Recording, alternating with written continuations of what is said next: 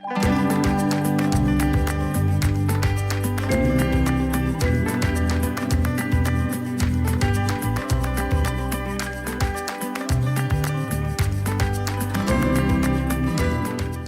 eu sou Eduardo Diniz, eu tenho pesquisado tecnologia bancária há quase 30 anos. Nos últimos 12 anos eu tenho deixado meu foco de pesquisa na área de inclusão financeira. Um desses temas da área de inclusão financeira são as moedas comunitárias. Não me interessava muito por Bitcoin, não achava que Bitcoin era uma solução para inclusão financeira, portanto não estava um pouco fora do meu foco. Mas conforme fui olhando mais, eu comecei a ver que o negócio não era o Bitcoin, né? O grande negócio o blockchain. Quando eu estava no meu período sabático ano passado, no segundo semestre do ano passado, em Roterdã, na Erasmus de Roterdã, na Holanda, aí com o tempo para estudar, né, eu comecei a olhar esse material que vinha, né, de blockchain, criptomoedas, e aí esse negócio foi aumentando, a ponto de, chegou num determinado momento, né, eu já começava a ver blockchain em tudo que é lugar, começava a ver qualquer problema que me apresentavam, eu já pensava numa solução de blockchain. Quando eu voltei para o Brasil, em fevereiro desse ano, era até piada, toda vez que eu estava no almoço aqui no Clube dos Professores, eu sentava numa mesa, alguém começava a falar, mas o que é blockchain mesmo? Estou na fase de elaboração de projetos de pesquisa, né, sobre esse tema. A gente está muito no começo, eu estava ainda com tenho ainda, né, uma herança das minhas pesquisas anteriores que continuam andando, mas a partir de 2018 certamente eu vou estar envolvido em algumas pesquisas de blockchain, né. Esse é um detalhe importante, porque é um momento na história, não são muitos, hein, onde assim, você pode entrar num tema, né, onde não tem ninguém que está muito na sua frente. Dá uma olhada nisso aqui, né? O que tem em comum? Pagamentos digitais, registro de propriedade, emissão de diploma, registros civis, os mais variados, acompanhamento de obras públicas, rastreamento de cadeia logística e controle de propriedade intelectual. O que vocês...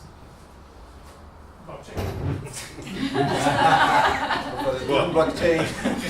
Mas por quê? O que é que tem? Qual que é o elemento que tem aí que a gente pode pensar em blockchain para isso? Segurança? Confiança? Cara, todos esses negócios dependem de um intermediário, né, para fazer a operação. E muitas vezes esse intermediário não tem a menor participação, assim, em termos de contribuição de valor para a transação. Você imagina, você vai comprar uma casa. Você vai comprar uma casa, você conhece a casa, você não vai comprar uma casa que você não conhece. Você vai lá, você olha a casa, verifica, conhece todos os detalhes, pergunta a informação da vizinha, enfim, toda a informação possível que você queira sobre a casa. Quem vai te vender a casa também conhece a casa, porque afinal de contas ele era o proprietário da casa, muito provavelmente deve ter morado lá durante alguns anos e tal. Agora, você imagina que entre você, que quer comprar a casa e conhece a casa, e um proprietário que está vendendo a casa para você e que também conhece a casa, para que essa transação aconteça, precisa de ter autorização de alguém que nunca viu a casa, não está interessado na casa, aliás, não quer nem saber dessa casa, que é o cartório de registros. Ele guarda um documento que garante a existência daquela casa que ele nunca viu. Qualquer uma dessas atividades necessita de um intermediário que muitas vezes não tem interesse. Aliás, até por isso que ele está na situação de intermediário. A situação privilegiada dele de intermediário é porque ele não tem interesse nessa transação, né? Então, em tese, ele é alguém que garante a confiabilidade daquele processo, porque ele autentica aquele processo de alguma forma, né? Agora, olha aqui. Como é que acontece fraude nessas mesmas atividades? Né? Um pagamento digital, né? Vai acontecer fraude quando alguém consegue fraudar alguma informação que ele tem guardado no banco. Quer dizer, alguém vai pagar alguma coisa com dinheiro que não tem. Né?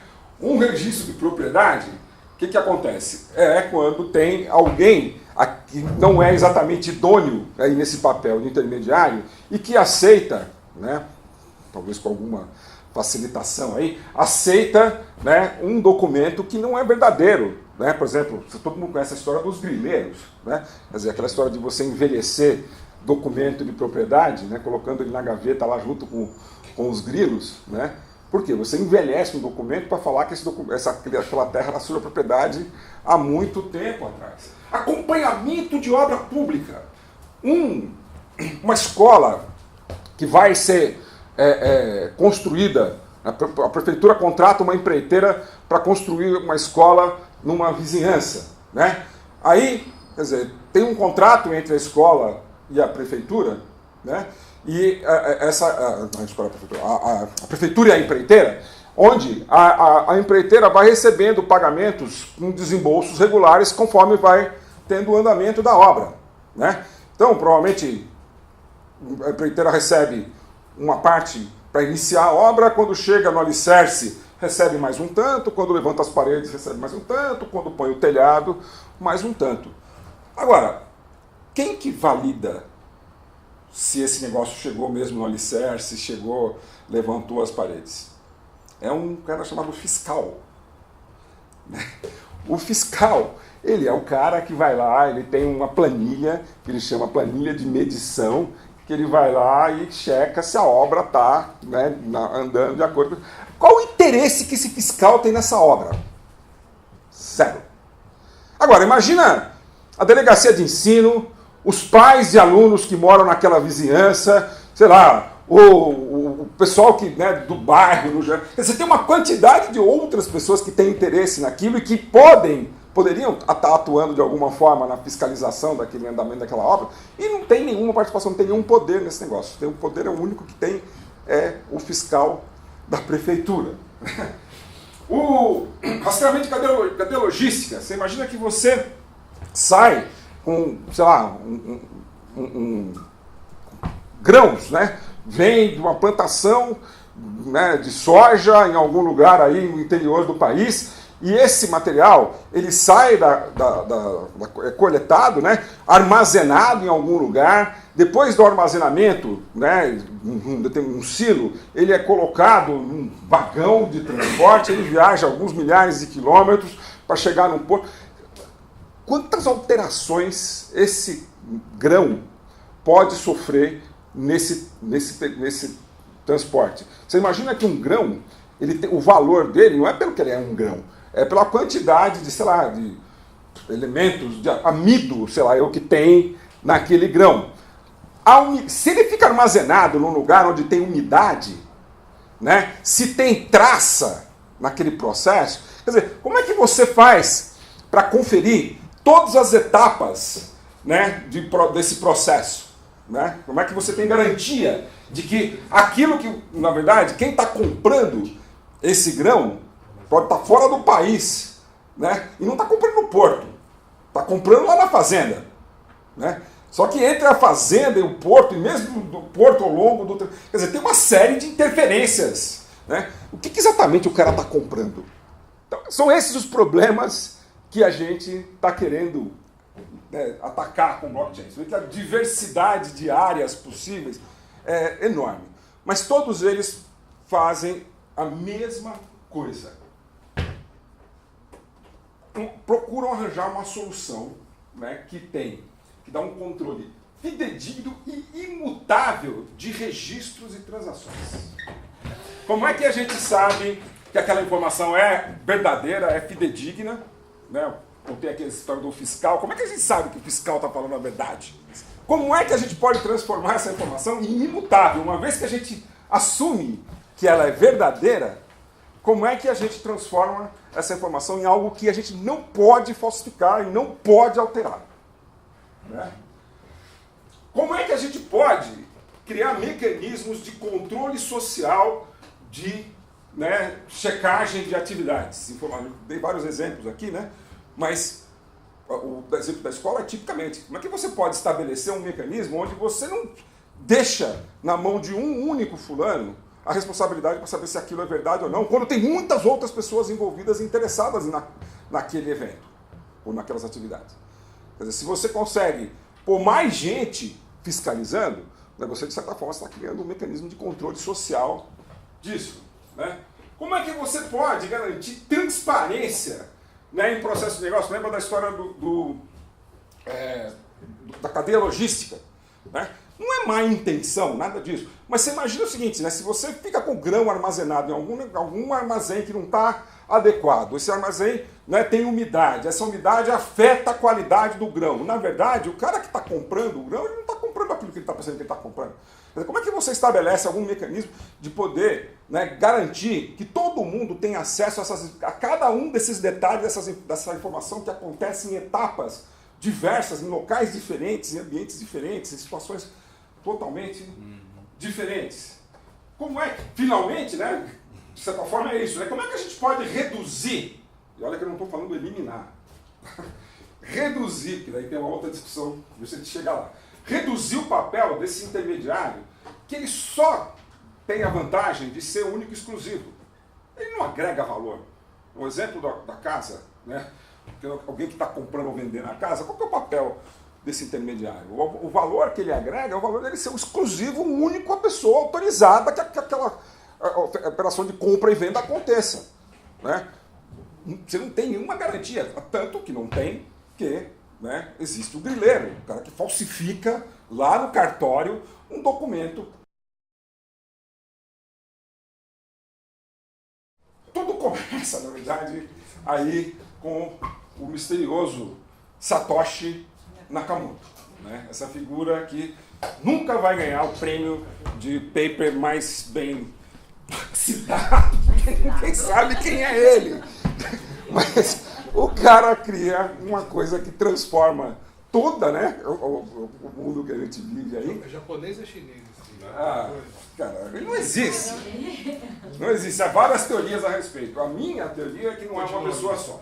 Enfim, tem um monte de teorias a respeito do Satoshi Nakamoto. O que a gente sabe do Satoshi Nakamoto, que a gente pode falar, é o seguinte.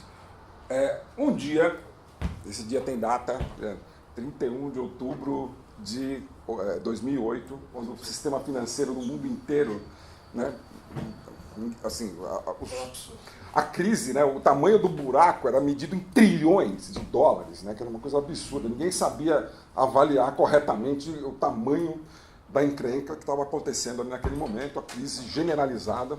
Satoshi publica exatamente esse mesmo paper aqui, né, numa lista de discussão de criptografia, né. Todo mundo tem uma ideia do que é criptografia, mas a ideia é que é o seguinte, a criptografia é um negócio meio misturado matemática com computação, né? Então é um povo que estuda essas coisas, né?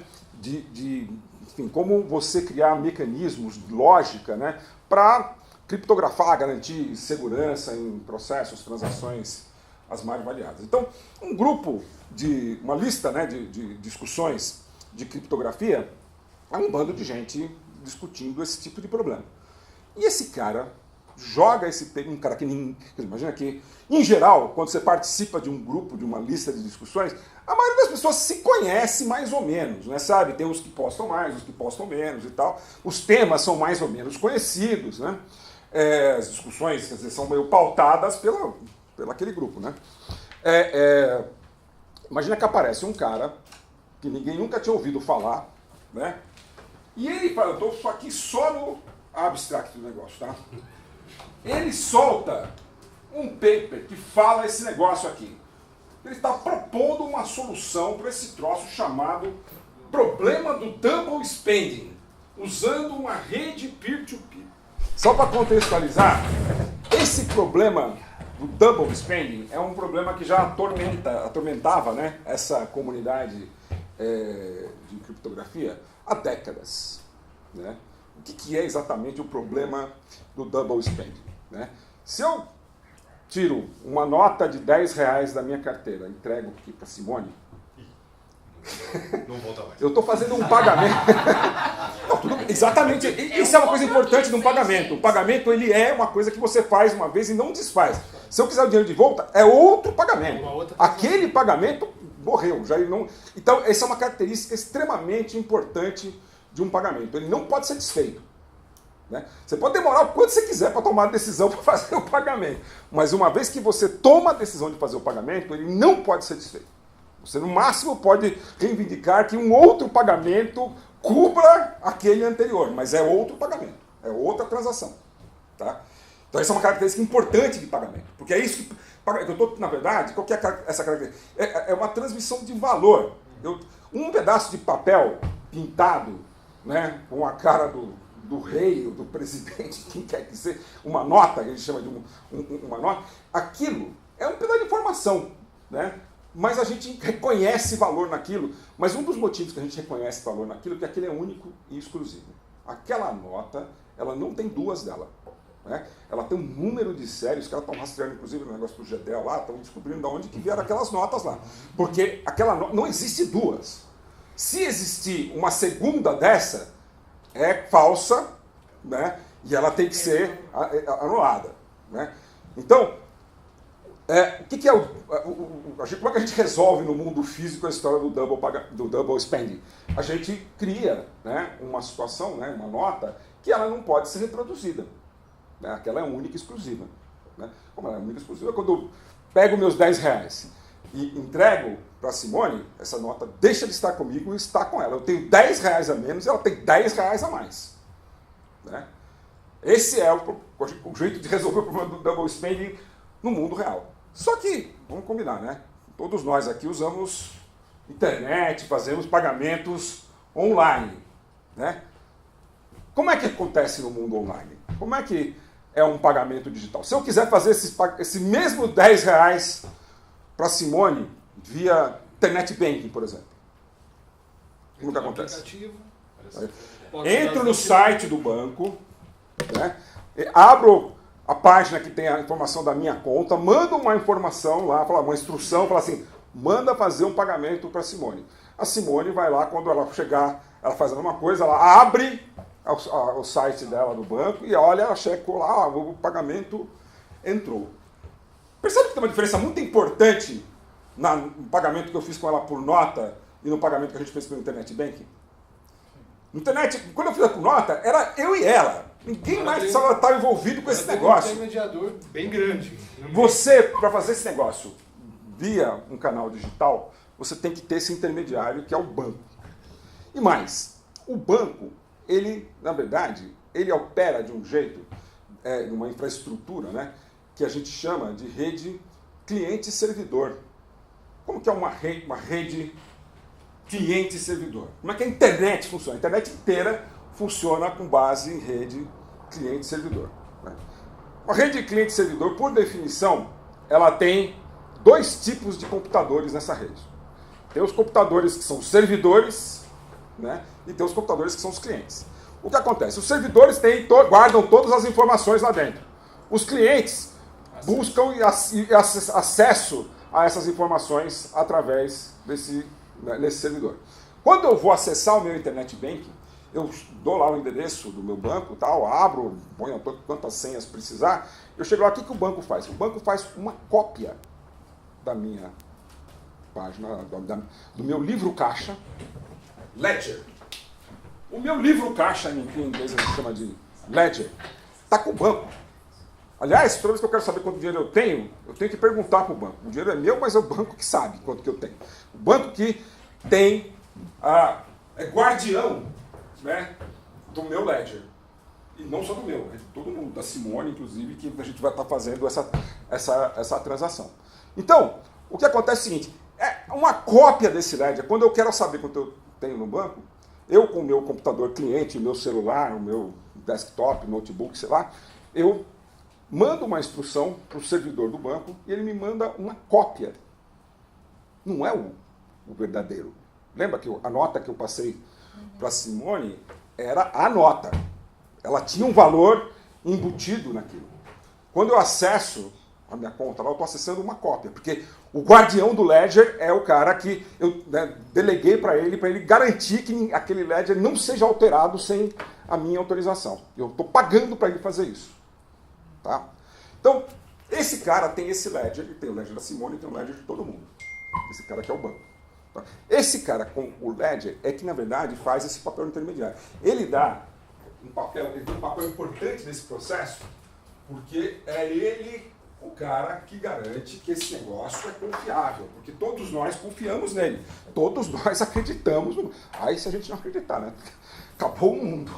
Se a gente parar de acreditar que os bancos são seguros e a gente pode confiar e deixar o nosso livro caixa sendo guardado lá por eles. Né? Agora, o nosso amigo Satoshi, ele fala, bom, ele está querendo resolver esse problema. Né? Eu falei para vocês, você tem duas soluções para o problema do Double Spend. A solução física da nota e a solução com o intermediário, que é o banco. Esse cara falou, não, mas tem um jeito diferente de fazer. Uma rede peer-to-peer. O que é uma rede peer-to-peer? Todo mundo que já baixou música na internet sabe como funciona uma rede peer-to-peer. Todo mundo que tem um torrent instalado no seu computador sabe exatamente o que significa isso. Você, quando você vai baixar uma música com o torrent, você identifica a música que você quer, porque você tem, né, um aplicativo do torrent instalado no seu computador, então você está automaticamente conectado com todas as máquinas que têm aplicativo torrent, né, que estão conectadas na internet. Quando você quer aquela música, esse aplicativo entra em contato com todos esses aplicativos que conhecem todas as músicas que todo mundo tem baixado nos seus respectivos computadores. Como esse cara sabe quem são os computadores, ele já identifica, sei lá, 1000 computadores que tem aquela música que você quer baixar. E ele começa a dar uma ordem da música baixar no seu computador. E como a internet é uma rede de pacotes, então essa música vem aos pequenos pacotinhos de cada computador. O que acontece se um desses computadores que você está baixando música na rede, o cara desliga o computador, fecha, vai embora, sei lá, acontece o quê? Não acontece nada.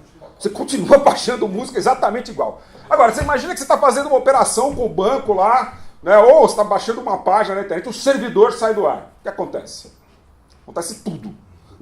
Ou seja, nada. Você para de utilizar. A rede é totalmente dependente, a rede cliente-servidor é totalmente dependente do servidor.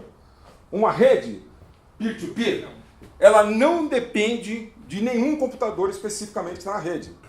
Ela depende daquele... Quanto mais computadores tiver na rede, mais estável é essa rede. Portanto, menos diferença faz qualquer alteração que algum dos computadores da rede possa ter. Né? Quando você começa a ter uma situação dessa, você tem uma rede, né, onde você tem um alto grau de estabilidade e todo mundo está o tempo todo com possibilidade de se comunicar. Não interessa a hora, não interessa o momento, enfim. Você tem uma rede que está constantemente no ar.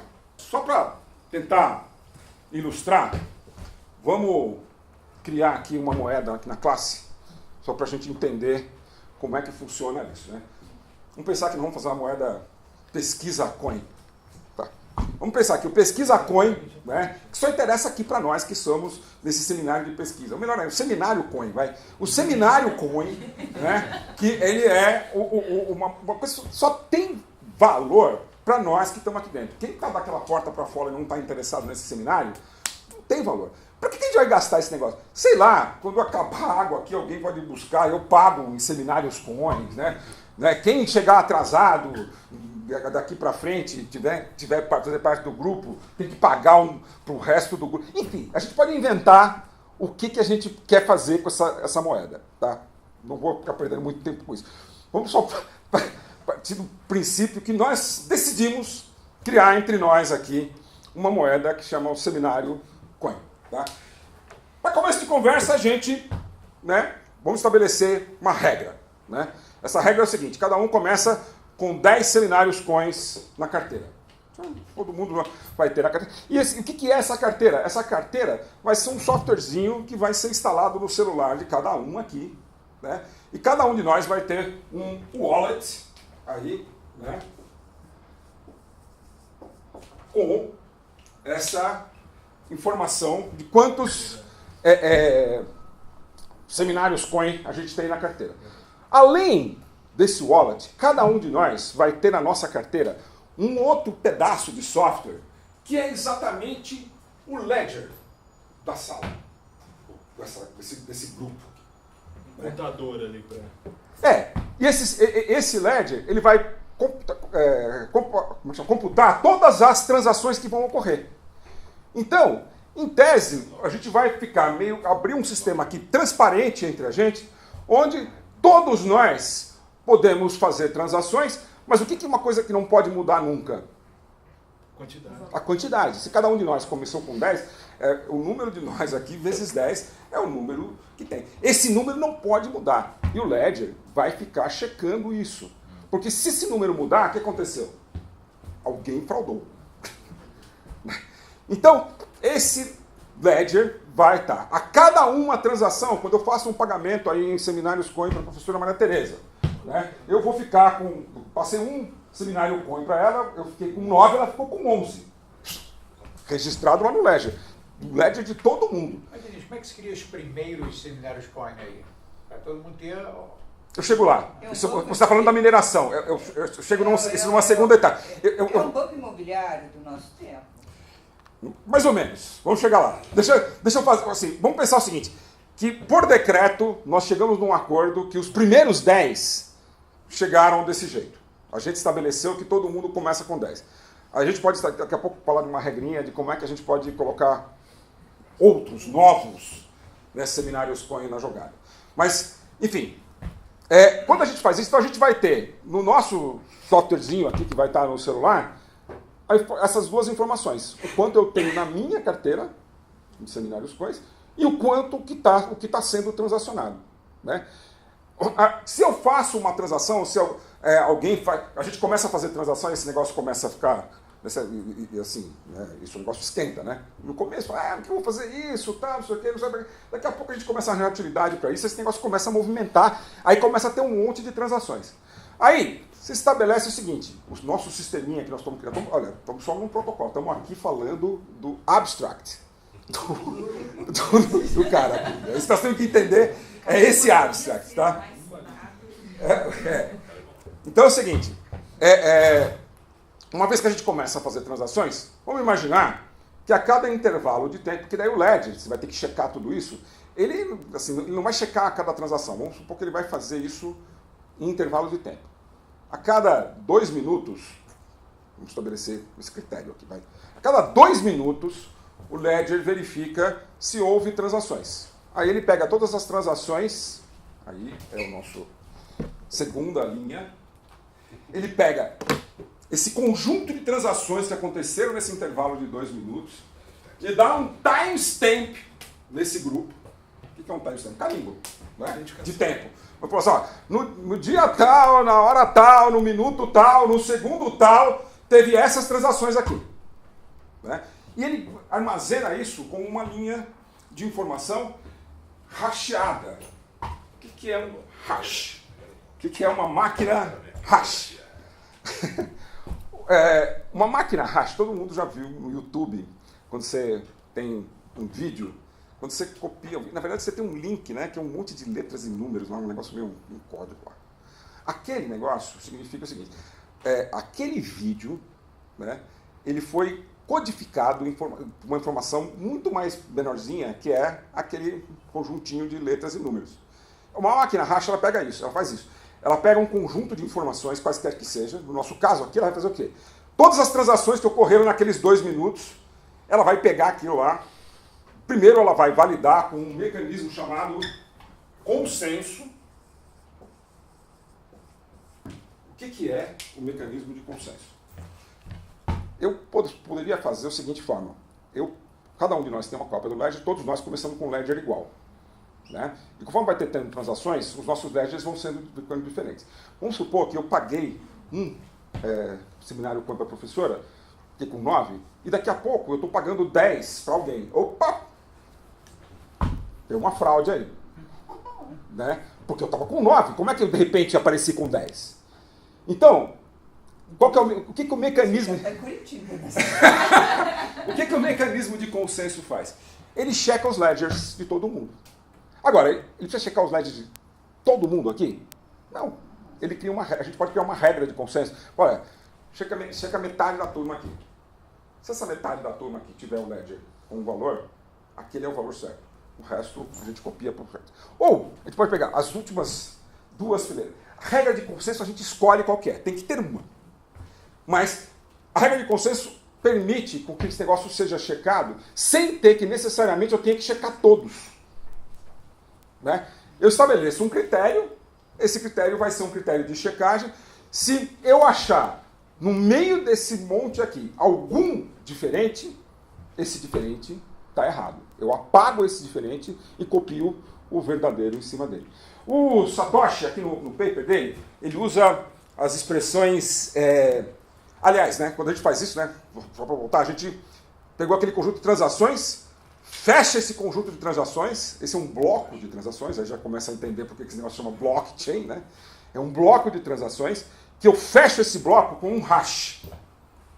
Esse hash é imutável, né? Eu não tenho como voltar. Para a gente entender o que é a imutabilidade do hash, acho que tem um exemplo que eu gosto muito, que é você pensar o seguinte, um Chicken McNuggets. Um Chicken McNuggets, presumivelmente, ele veio de um chicken, de uma galinha. Você pode catar lá no Chicken McNuggets e descobrir qual é a galinha que veio, porque tá lá tem o DNA da galinha, está lá no Chicken McNuggets. Agora, pelo menos com a tecnologia que a gente tem disponível, vai ser difícil você imaginar que você vai fazer um Chicken McNuggets virar galinha. Você consegue ver a máquina que faz galinha virar Chicken McNuggets, que é o hash. A máquina hash transforma a galinha em Chicken McNuggets. Mas não tem como você transformar Chicken McNuggets em galinha. Pelo menos no horizonte de tecnologia que a gente consegue visualizar. Né? Então, o que eu estou falando? Você cria uma informação imutável. Não tem como alguém falsificar. Uma vez que esse negócio bateu o consenso, fechou o bloco, hasheou, não tem como. É impossível, né, com toda a tecnologia que a gente conhece, recuperar e voltar na situação anterior, porque essa situação eu não altero. O que eu falsifico um documento é antes de acontecer. Então, fechou isso virou um bloco fechado, hasheado e imutável no tempo. Daqui a 2 minutos, ele vai checar um outro bloco de transações, vai fechar esse bloco, fazer a primeira checagem do consenso, ver se aquilo está verdadeiro, fechar isso e hashear, e vai fazendo uma cadeia de blocos em carimbos de tempo. Tá? A história do consenso. Né? O Satoshi, ele, aí no artigo, aliás, é interessante, é um artigo de criptógrafo, dá para ler, viu? Uns 70% a gente consegue ler, pelo menos. Né? Ele fala em blocos honestos e blocos desonestos. E ele enuncia aí 2 princípios, né, dessa história para explicar por que esse negócio funciona. Primeiro princípio é o seguinte, sempre vai ter mais blocos honestos do que blocos desonestos. O princípio que ele supõe. A gente não pensou esse negócio em acordo comum? A gente não entrou nesse negócio. A gente não entrou exatamente porque todo mundo queria criar um mecanismo que controlar. Então, se a gente pressupõe-se que, né, a gente tenha uma maioria aqui que concorde com as regras. Né? Se não concorda, pode falar antes, mas depois que estabeleceu as regras, está valendo e a gente entrou de acordo. Então, em princípio, em tese, o número de blocos desonestos vai ser sempre menor do que o de blocos desonestos. Portanto, a checagem do consenso vale, porque se você checa, dá um monte de uma coisa, só tem um diferente, esse um diferente é um bloco desonesto. O segundo princípio é onde você olha aqui, é o seguinte, você fala assim, mas esse Satoshi confia muito na humanidade, né? Vamos pensar que se tem uma situação onde está todo mundo querendo dar o golpe em todo mundo. Né? Então a gente está entrando nesse negócio exatamente para dar o golpe um no outro. Fazer o Brasília Conte. Então, ele enuncia esse segundo princípio, que na verdade, qual que é a dificuldade? Para esse negócio, para esse falsificador, esses caras que, assim, vamos supor que tem a maior parte do grupo queira, eles vão ter que se coordenar no tempo e no valor que eles estão falsificando de maneira absolutamente idêntica. Então, se você imaginar que quando você quer tomar vantagem em alguma coisa, ou que você quer fazer alguma coisa diferente do que os outros estão fazendo, você quer levar vantagem em cima dos outros, portanto, você quer ter alguma coisa que os outros não têm, como é que você vai todo mundo coordenar, tirar vantagem? Então, assim, se todo mundo conseguir coordenar, então aquilo é verdade de novo, né? Então, você não tem como falsificar isso. Então, assim, partindo dessa lógica daqui, os blocos desonestos, é difícil de você criar bloco. O bloco desonesto vai ser sempre apagado em favor do bloco honesto. E uma vez que você fez esse bloco e rasteou esse bloco, e já está no segundo bloco, você não muda mais o bloco anterior. E o segundo bloco, ele só pode acontecer se o primeiro é válido. E assim por diante. Então esse negócio vai indo numa sequência que não para nunca mais. Isso é o blockchain. Questão de sigilo. Você imagina que nós estamos falando aqui no nosso sistema, que a gente, cada um tem uma carteira e tal, né? Só que, quando eu pago para a professora Maria Tereza, não sou eu que estou pagando, é a minha conta que está pagando. A minha conta está pagando para a conta dela. Né? Você imagina que eu vou ter, então, o Ledger armazenando a informação não com o meu nome, mas com uma série de números, a minha conta. Eu preciso saber minha conta, quem quer saber a conta do outro? Né? O que eu sei é o seguinte, tem duas contas que estão aqui, são numeradas, e que estão transacionando umas com as outras. O que eu valido, o que o sistema valida, o que a regra de conta, é transações entre contas. Como é que eu acesso a minha conta no banco, por exemplo? Como é que o banco sabe que você é você? Uma série de números. Pois é, mas ele não sabe que você é você. Ele acredita que você é você. Se você passar a sua senha para sua irmã, cara, o banco jamais vai saber que foi. Ele te põe um monte de imposições lá, você assina um contrato falando que jamais você vai liberar a sua senha para ninguém. Mas se sua mulher fica na sua olheira precisando mandar um dinheiro lá, você vai, tá bom, a senha é tal. O banco não vai saber que é você. Aqui é uma coisa. Para acessar a minha carteira, eu tenho uma senha. Cada um tem uma senha. A carteira, na verdade, ela está identificada com um número. Então, é transparente no ponto onde eu tenho as contas, eu consigo auditar todas as contas que estão transacionando. Agora, não necessariamente eu consigo saber quem é que está por trás de cada conta. Você certamente conhece esses mecanismos chamados Tor, né? Que é um tipo de browser que impede que o seu IP, né, a sua identificação de internet, seu Internet Protocol, seja identificado. Se você usa um browser desse tipo, ninguém sabe que é você. O Bitcoin estabeleceu o seguinte, mas como é que eu vou fazer? Por exemplo, primeiro começa esse Satoshi Nakamoto, que ninguém sabia quem era, né, colocando esse negócio, só recuperando um pouco, voltando à história. Você imagina que esse negócio foi publicado dia 30 de outubro, 31 de outubro de 2008, e ficou esse negócio rodando na rede de criptógrafos durante 4 meses. O que um criptógrafo faz quando ele vê alguém propondo um sistema de criptografia imbatível?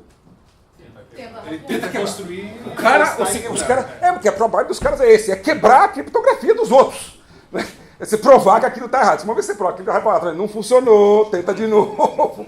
Né? Então esse negócio ficou em papel, desse jeito que nós estamos vendo aqui, 4 meses, com todos os criptógrafos do mundo tentando quebrar essa lógica, tentando arranjar um jeito. Quebrar conceitualmente. Conceitualmente. Né? Só conceitualmente, exatamente. Então esse negócio passou por um teste mundial de 4 meses, com todo mundo testando esse negócio conceitualmente, falando em criptografia, né?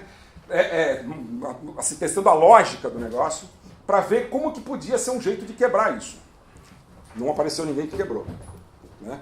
Em fevereiro de 2009, 4 meses depois, aparece a primeira carteira de Bitcoin implementar. O Satoshi Nakamoto, evidentemente, foi o primeiro né, que colocou a sua carteira e convidou as outras pessoas para entrar. Né? E aí, qual que é o problema que você tem aí? Você tem esse negócio, quando você entra no sistema, você vai ganhar aqui uma carteira, né, que tem uma quantidade de coisas e um LED. Como é que você vai encher essa carteira se você, diferente do nosso caso aqui, a gente estabeleceu por critério que cada um começa lá com 10, como eu ganho primeiro? Como é que você faz? O Satoshi falou assim, olha, se você emprestar o seu computador para a rede, porque precisa checar, né? Então, imagina que tem que ter uma certa capacidade computacional para checar e processar tudo isso. né? Quando você vai checar isso aí, você está ocupando CPU, memória, tudo, capacidade computacional. Então, eu falo assim, se você entrar na rede, você está cedendo capacidade computacional. Então, você tem direito a receber, em troca, um Bitcoin. E aí, estabeleceu-se uma regra, regras estabelecidas pelo próprio Satoshi, né, para o Bitcoin. Falou assim, olha, essa regra é o seguinte, se você não pode, assim, se você está numa rede onde tem um monte de gente com um notebook, chega um cara com um mega super computador, esse cara não vai conseguir encher a carteira dele super rápido. Então, ele botou um algoritmo lá que controlava um pouco a velocidade com que você poderia encher a sua carteira. Mas, de qualquer forma, eram criadas unidades novas da moeda, né? Sim, eram criadas unidades novas. Alguém imprimindo nota, né? Exatamente, alguém imprimindo nota e colocando ela nessa rede. O cara vai encher na carteira dele. As duas coisas que ele controlou, três coisas que ele estabeleceu. Primeiro, que ninguém pode ficar super rico de uma vez, né? Se você não tem um desbalanço muito grande na rede, né? O segundo, que quando você entra, você vai ser o responsável por processar a rede. Tá? Então, se você está entrando na rede, você tem um compromisso de emprestar o seu poder computacional na hora que vai checando tudo isso. E terceiro é o seguinte, o número de bitcoins que pode ser criado tem um limite no tempo, no tempo não, né? No volume, tem um limite de volume, vai parar em 21 milhões. Se você perguntar para mim por que 21 milhões, eu digo para você, pergunte ao Satoshi Nakamoto. Né? Ele estabeleceu que era 21 milhões, e sendo que cada Bitcoin novo sendo criado era mais difícil do que o anterior.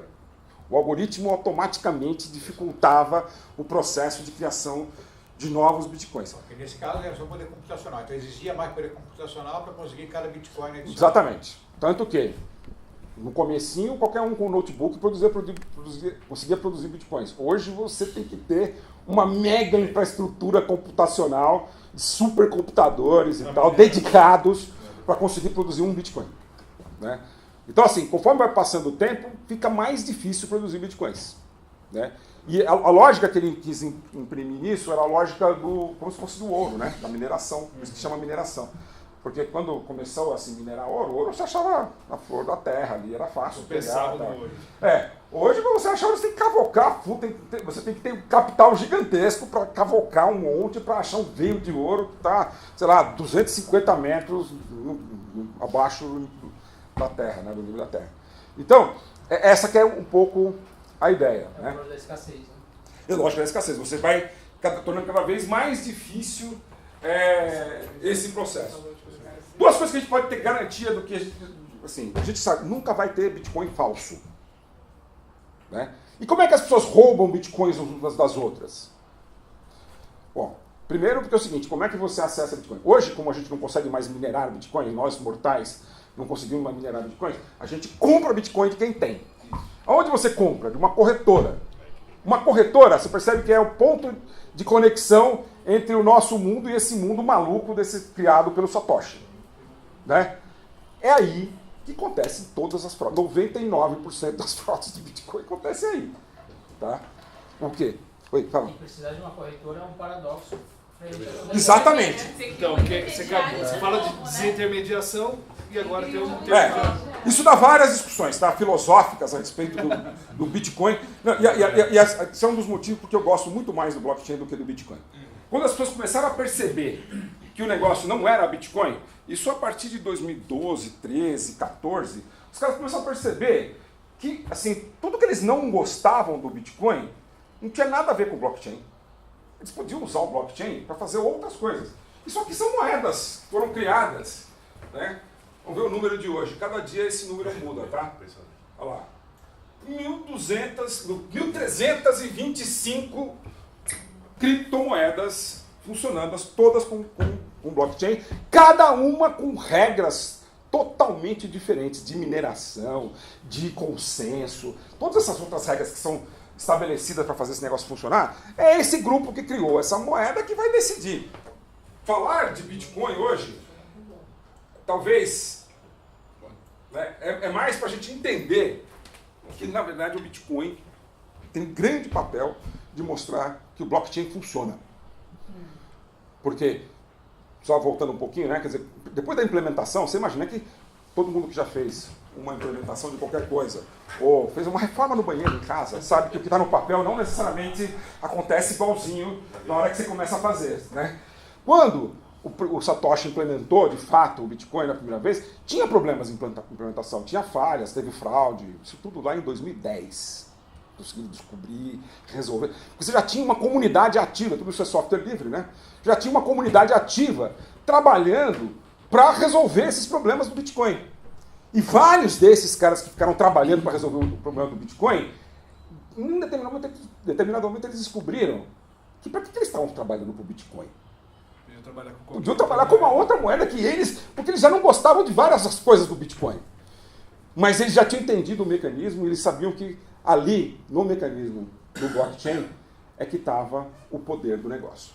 O blockchain começa a se desconectar do Bitcoin 2013, 2014, que as pessoas, quando começa a aparecer, esse número de criptomoedas começa a crescer, e aí, né, no começo era só criptomoedas, até 2014, 2015, o pessoal só via isso como criptomoeda, né?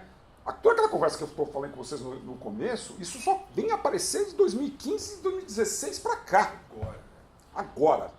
Muito recente. Isso aqui, by the way, é Bitcoin sendo transacionado. Olha só, você imagina que uma coisa que o Banco Central adoraria fazer, que é acompanhar a circulação de moeda no país, não consegue fazer, né? Com moedas, com criptomoedas.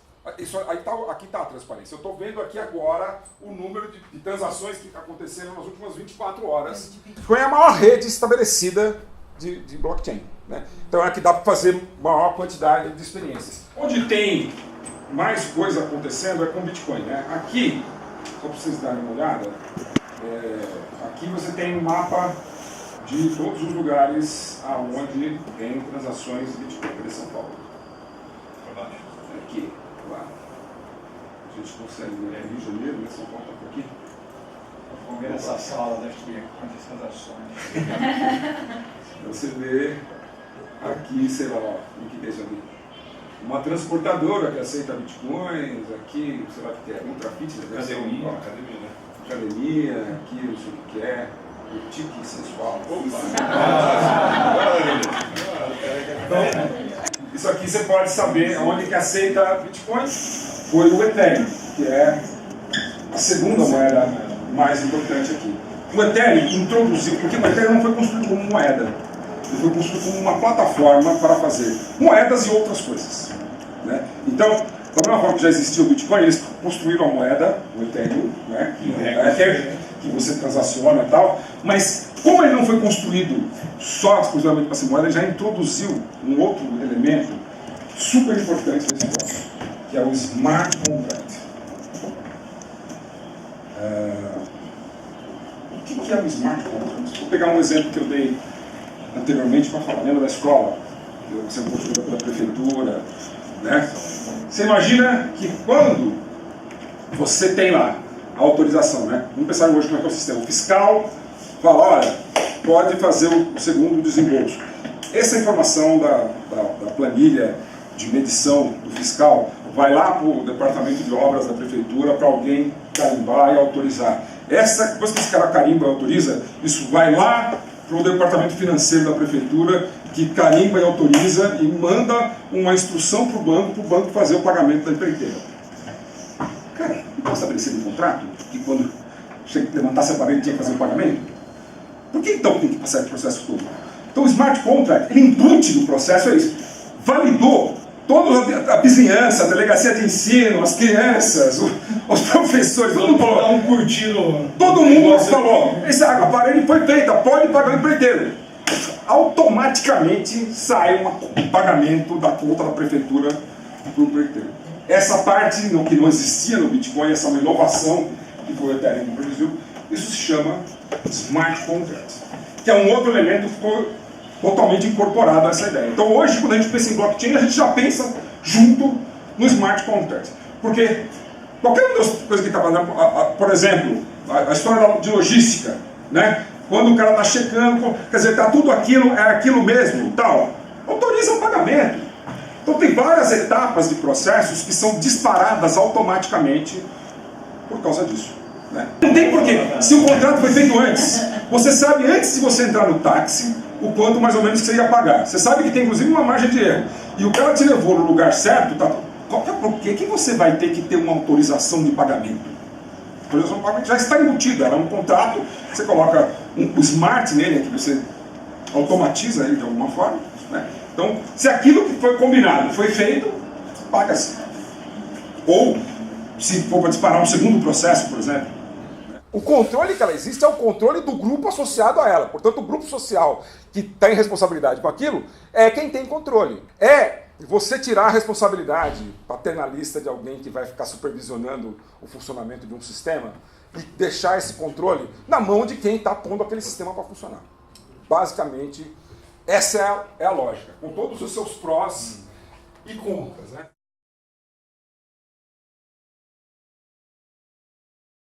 Aplicações de blockchain. Né? De logística, eu já falei, de energia, esse aqui é de música, esse aqui, você viu o correio americano, o correio brasileiro também está criando um postal coin. Tá? É que o pessoal na Argentina está criando um sistema de controle dos seus deputados. Você tem deputado? O que o deputado está votando? O deputado ele pode consultar a sua base para saber, antes de fazer uma votação lá no Congresso. Então, é isso que o pessoal está fazendo. Né? A cidade de Roterdã, né, eu morei lá em Roterdã, eles tentam fazer todo o controle de aluguéis com base em blockchain. Eles têm controle porque, como tem muita imigração, particularmente imigração de países árabes, eles fazem todo um esforço para não gerar guetos. Então eles querem saber exatamente quem está morando aonde e tal. Então eles evitam que posicionamento uma geográfico também. Oi? Posicionamento geográfico desse. Exatamente. Quer dizer, você começa a fazer isso. Nós estamos numa situação que é uma oportunidade histórica. Não tem ninguém no mundo que entenda de blockchain o suficiente para uma coisa que você passa 6 meses estudando e você já não está igual. Hoje estamos nesse pé. Tá?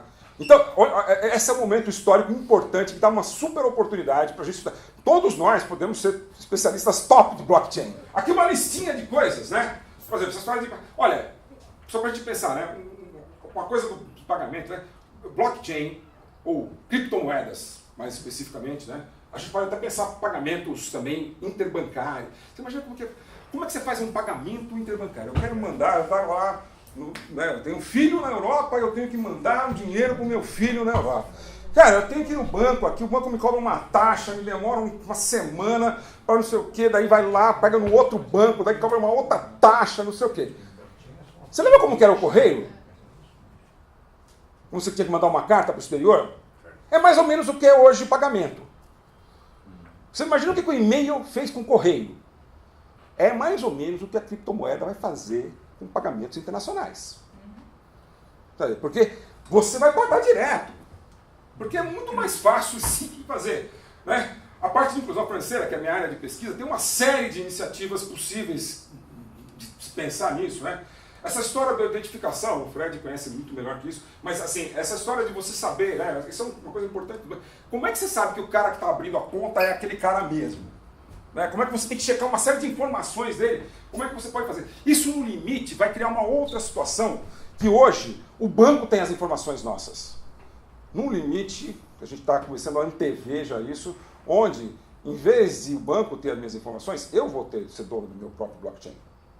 Então, eu para pedir crédito num banco hoje, ou eu tenho um histórico muito grande num banco, o banco me dá um bom desconto, uma boa taxa, ou eu não vou conseguir, vou pegar uma taxa super alta. Né? Agora, se eu tiver o meu histórico, eu andar com o meu histórico, eu puder, eu vou com o meu blockchain num banco e falar, ó, quanto você me dá de juros aqui? Quanto você me dá? Eu posso negociar eu mesmo com as minhas informações, porque o meu histórico é inquestionável, é imutável, é aquele lá. Então, com isso, eu tenho uma certa garantia de poder negociar. Uma série de outras coisas. O Banco Central fez um piloto de criar um sistema de blockchain para fazer um backup do sistema de pagamento. Né? Compensação. Exatamente.